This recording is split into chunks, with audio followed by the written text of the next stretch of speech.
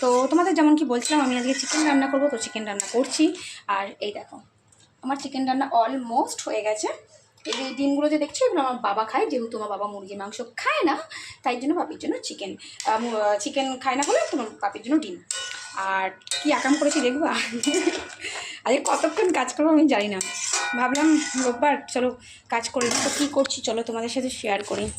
দেখো আলমারি কভার ফভার সব খুলে ফেলেছি। হ্যাঁ, এগুলো সব এখানে খুলে ফেলেছি। ঘর ঝাড়বো বলে পুরো সব পুতুল বার করে ধপাস সব এখানে ধপাস করে রেখে দিয়েছি। এখন আমি ঘর ঝাড়বো। বেলা বাজে কটা? 1টা। আমি নাকি এখন ঘর ঝাড়বো? আমি এরকমই কী করবো বলো। দেখো আলমারির কভার টভার সব খুলে ফেলেছি। আমি মানুষটা এরকম, উঠলো ভাই তো কটক যাই। আমার এখন মনে হলো আমি এখন ঘর ঝাড়বো, আমি এখন ঘর ঝাড়বো। রাত্রে দিয়ে কাজ করবো, কী আছে।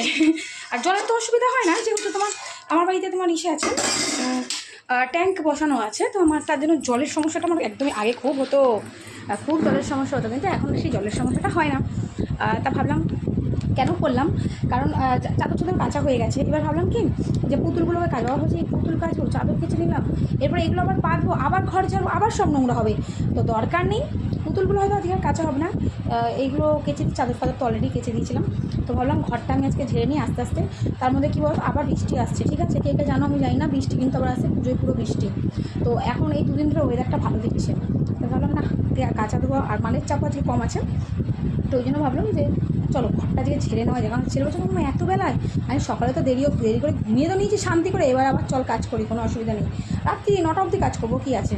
তো আস্তে আস্তে আমি সবটাই পরিষ্কার করবো, রান্নার ঝামেলাটা মিটিয়ে নিয়ে ভাত তরকারিগুলো ওই বাড়ি থেকে পাঠিয়ে দিই, কারণ খাওয়ার দাওয়ার ঘরে থাকলে অসুবিধা হবে, পাঠিয়ে দিই। তারপর আমি ঝাঁপা ঘর পরিষ্কার করবো। তো এখন আপাতত আগে আমি মানে আলমারির কভারটাকে আগে কেচে মেলে দিই, কারণ রোদটা যদি শুকিয়ে যায় বিকেলে ঘর ছাড়ার পরে আমি আলমারির কভারটা পরিয়ে ফেলতে পারবো। তো চলো, আমার মতন মুটলো ভাই কটক যে কে আছো অবশ্যই জানো। দেখো আমার ছেলে কাছে রান্না করতে দেখো, সব রাঁধুনি আমার বাড়িতে হচ্ছে, বড় বড় রাঁধুনিরা বাস করে, বুঝলে। তোমার দাদা রান্না করে, দেখো আমার ছেলে দেখো শুনতে নাড়াচ্ছে, দেখো গ্যাস কিন্তু বন্ধ করে দিয়ে এসছে। এখন শুধু চিকেনটাতে আমি গরম মশলা করে দেবো। আমার ছেলে রান্না করতে চাইছে। যাই হোক চলো, জানি না তোমাদের ঘরে বাচ্চারা কী করে, আমার ঘরে বাচ্চারা এরকমই করে। তো এবার ঘর দুয়ার পরিষ্কার করি।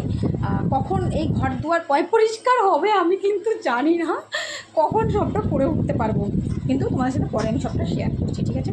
টাটা, চলো।